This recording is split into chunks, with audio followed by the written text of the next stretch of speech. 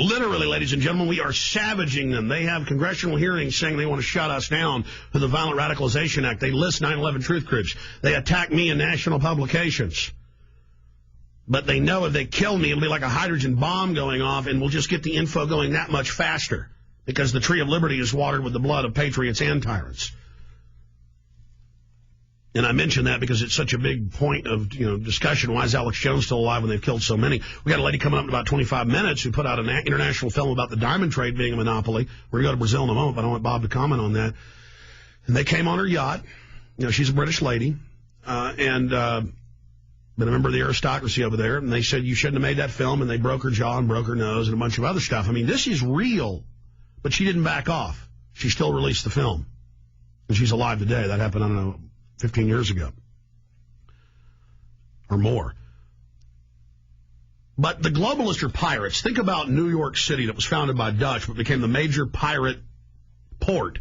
They would come from all the way from, Asia, pirates that roved out there and around Africa and Latin America and the Horn. And they would bring their goods to safe haven pirate ports. Well, what is Luxembourg? What is the Cayman Islands? What is the Bahamas? What is Portugal? What is Switzerland? Those are pirate ports. And if you study Skull and Bones and other globalist groups, they made their money out of the opium trade in the British East India and the Dutch East India Company, and they founded it with that, and they set up CIA exclusively in 47 out of the OSS, out of Skull and Bones, just a British chapter here in the United States. This is all history. This is mainline history, just not taught in schools. And that's why they say little hymns and little prayers at Skull and Bones. And when I was also at Bohemian Grove, they had all these big banners and plaques to different famous pirates because they see themselves as pirates. And they are setting up a global order where they're outside the nations. They don't follow any laws. They're exempt. And they just destroy nations and come in and loot them and then bring the wealth offshore and finance destroying the next nation. That's why big banks will just give billions of dollars of free weapon systems to a Latin American country, to a rebel group, to an African group, to then wreck that country so that country has to fight them, and the banks will fund the terrorists, the rebels, and the government. I was watching, I haven't seen it yet, a clip from the film The International, and the guy's explaining, they're going, why do you think big banks fund rebels or fund terror groups or fund other governments to have a war when they're not even making money on it? Because they make money on the destruction. These are pirates. And Bob Chapman, I wanted to get your response to that, sir. I've never heard it more eloquently put. But you're certainly right about the drug trade. And most of the major families in New England and along the eastern seaboard were involved with the British, and that's the Cabots and the Lodges and the Forbes and all of them. And they were privatizing or carrying heroin, opium, from India over to China. And they made vast fortunes. This was in the early 1800s. The Roosevelts. Yes, they were all involved, all the big names. And that's how they, in modern times, they funded what they were doing. But they did the same thing in the Middle East as well. And you're right about them financing both sides of almost every conflict, because when it's over, they step in and they finance the redevelopment and get even richer and more powerful. And this is the game that they play over and over and over again. Yet today we have radio programs such as yours and the Internet that tell the people what they're not being told in school or in the mainline media, that this is what these people do for a living. And, if it kills 20 or 50 million people, they don't care. I mean, they are pirates. It's quite an example you just gave. It's really excellent. Well, that's what they say about themselves. They brag that they're swashbuckling pirates, and it's a big joke on all of us. I want to go to calls, Bob. Just briefly, as this guest is coming up later, it's public knowledge. It's a public secret, but most people don't know it. A average guy will be getting married when he's 25. He's making $30,000 a year. He'll buy a $10,000 diamond for his betrothed, and she's got to have it. And they don't know that diamonds are semi-precious, literally, or crap. they're just geographically only in certain areas so they can artificially control that, and how in the last 150 years they sold this as the gem that everybody has to have is the diamond. And it's another example of a total scam, a total cartel. Absolutely. There's enough diamonds in the world to bury it. I mean, they intrinsically, they have little or no value. And that value has been created by De Beers and others, but particularly De Beers, which is controlled indirectly by the royal family.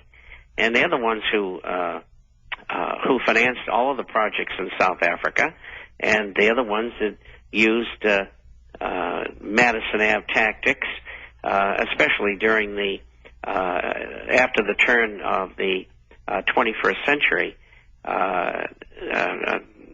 in the early 1900s. Diamonds became a thing to have or to do, and when Rhodes died, everything he had was turned over to a trust which is controlled by the royal family.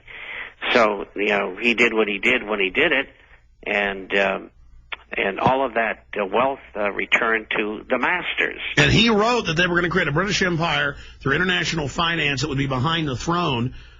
And again, they geographically control the diamonds, where they come from, Australia, Africa mainly, a little bit in South America.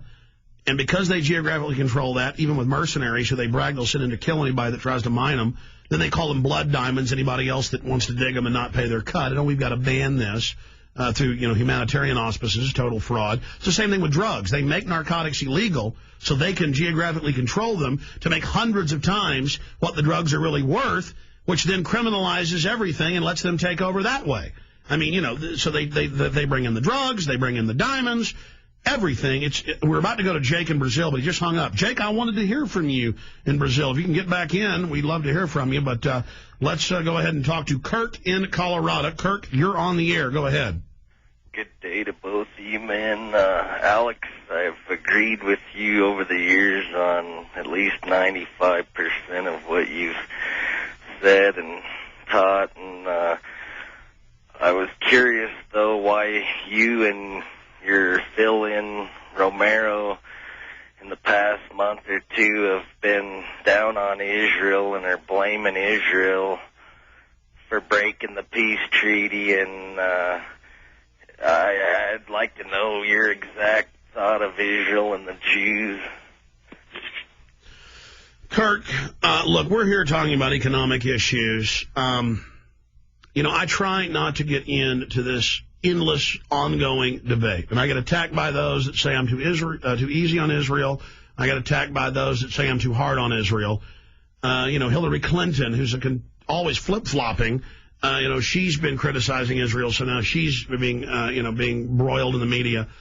Israel is being used as a military outpost. Benjamin Netanyahu wants to attack Iran. That is going to cause World War III. Every military expert we've talked to and geopolitical expert has said. And so I love this. This is the dumbed-downness of the American people. That if I am against what happened in Israel, where they shut down the border crossings and started doing targeted killings, which did break the peace treaty, and then Hamas is shooting these Tinker Toy rockets over, and then Israel goes in and levels, and then now we've got to pay, there's something, hundreds of millions of dollars to go in there and rebuild it. All that does is then embroil the entire Middle East, and public opinion turns against the United States and Israel. I'm saying I'm against what happened there. And then that doesn't become, I hate Jews. Okay? It's totally separate. It's completely separate. And that's all I have to say on that issue. I want to move on here. Let's talk to Vanessa in New York. Vanessa, you're on the air. Hi, Alex. Hi, Bob. How are you guys doing? Good. Good. I appreciate you taking my call. I have a question, actually. I don't know if you want to say it's based on the economic problems, so I hate to get off subject. Hey, it's fine. Nobody calls in about subjects on this show. Go ahead. I heard this morning on another radio show that they're putting through Bill H.R. 1105, talking about the RFID and the NAIS chip. And I want to know what I can do, where I can go to protest this, just a lead or something like that. Okay, well, let me tell you, I mean, well, this is economic because the big agribusiness wants to shut down family farms and ranches. They've written the federal regulations that aren't law, but through fiat or enforced as law at the state level, to where small farms and ranches have to put a $15, $20 tag on a $5 chicken, bankrupts them. Or where you have to have your premises registered and then you waive your rights in that contract. Now, only a few states pass it as law, like Texas, but then that got defeated in the courts, but they still go ahead with it. Bob, do you want to comment on the National Animal ID and the Premises ID? It's really out of my category. I know what you know, generally speaking, and that's it.